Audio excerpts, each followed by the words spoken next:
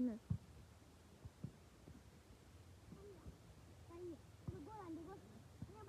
दादाहरूसँग pass खेलेन त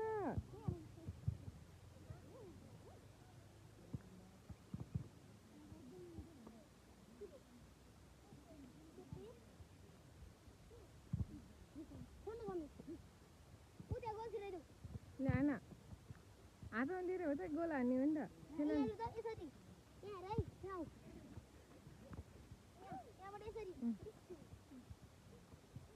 बिस्तारै नि फेरि लडिन्छ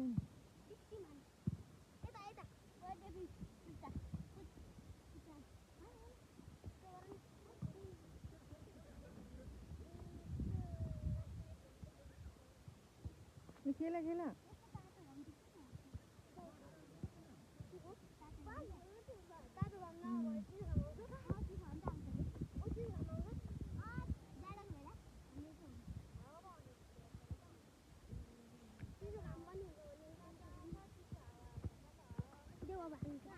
दादाहरू खेल्ने र